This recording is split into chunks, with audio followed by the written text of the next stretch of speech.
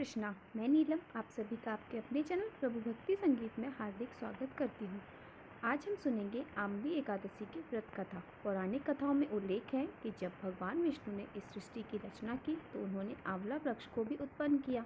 इस वृक्ष के स्मरण मात्र से ही गौदान करने का बल प्राप्त होता है और आंवले फल के सेवन से व्यक्ति को पुण्य प्राप्त होता है और मोक्ष का मार्ग उसके लिए प्रशस्त होता है।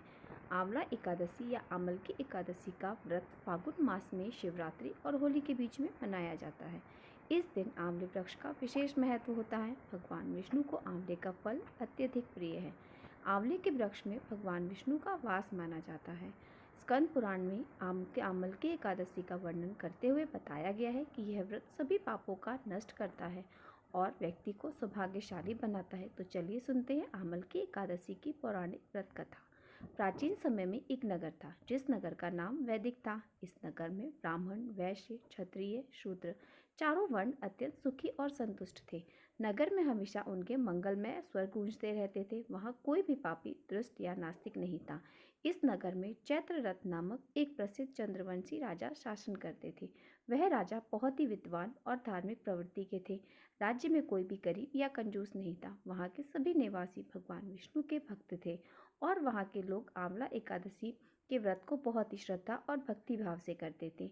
एक बार फागुन मास के शुक्ल पक्ष की आंवल की एकादशी आई। राजा अपनी प्रजा के साथ मंदिर गए और वहाँ उन्होंने कुंभ स्थापित कर धूप, दीप, नौवेद्य, पंचरत्न, छत्र आदि से विधि पूर्वक एकादशी का पूजन किया। उन्होंने आंवल की एकादशी के लिए आंवले के वृक्ष के नीचे भगवान विष्णु की स्तुति भी की। राजा ने आंवला वृक्ष की पूजा करते हुए कहा कि आप ब्रह्मा का स्वरूप हैं, आप ब्रह्मा से उत्पन्न हुए और सभी पापों का नाश करने वाले हैं। मैं आपको नमन करता हूँ, मेरी भेंट स्वीकार करें। आप श्री रामचंद्र जी द्वारा सम्मानित हैं। मैं आपकी पूजा करता हूँ और प्रार्थना करता हूँ कि मेरे सारे पाप दूर हो जाए। उस रात सभी भक्तों ने मंदिर में जागरण किया। उसी समय एक शिकारी वहां पर आया। वो बहुत बड़ा पापी और दुष्ट था जो अपने परिवार का पालन पोषण करने के लिए जानवरों का शिकार करता था। उस दिन शिकारी भूखा और प्यासा था। वह मंदिर के एक कोने में बैठ गया और भगवान विष्णु को एकादशी का महात्म सुनने लगा। इस प्रकार शिकारी ने पूरी रात जागरण किया और सुबह उठने अपने घर लौट गया। सभी भक्त भी अपने अपने घर चले गए। कुछ समय बाद शिकारी की मृत्यु हो गई। आंवला एकादशी के व्रत और जागरण के प्रभाव से शिकारी अगले जन्म में राजा के यहाँ पैदा हुआ। उसका नाम वसुरज रखा गया। वह जब बड़ा हुआ तो राजा बना और उसके पास एक विशाल सेना थी। उसका राज्य धन धान्य से परिपूर्ण था।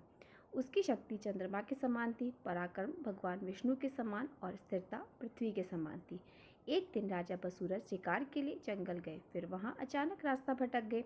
दिशा न जानने के कारण उन्होंने एक आंवले के पेड़ के नीचे विश्राम किया और वहीं उन्हें नींद आ गई। उसी समय पहाड़ से डाकुओं का एक समूह वहां पर आ गया। उन्होंने राजा को अकेला देखा और चिल्लाने लगे, मारो मारो। डाकुओं ने कहा, इस राजा ने हमारे माता पिता, पुत्र और सभी रिश्तेदारों को मार दिया है, इसलिए हमें इसे मार डालना चाहिए। यह कहते हुए डाकुओं ने राजा पर हथियारों से हमला करना शुरू कर दिया। जब डाकुओं ने राजा पर हमला किया तो ऐसा लगा कि उनके हथियार राजा के शरीर से टकराते ही फूल बन गए। उनके सभी हथियार उल्टे पुल्टे होकर वहां पर जिन्होंने वार किया था वहीं गिर गए और ऐसे होते ही सभी डाकू बेहोश हो गए। उसी समय राजा के शरीर से एक दिव्य देवी प्रकट हुई। वह अत्यंत सुंदर थी और सुंदर वस्त्र और आभूषणों से सुसज्जित थी। उनकी आंखों से लाल अग्नि की किरणें निकल रही थी। देवी ने तुरंत डाकुओं पर आक्रमण किया और सभी को मार डाला। जब राजा बसूरज जाके तो उन्होंने देखा डाकुओं को मृत पाया। वहां पर उन्होंने सोचा कि दुश्मनों को किसने मारा, इस जंगल में ऐसा मेरा शुभचिंतक कौन है।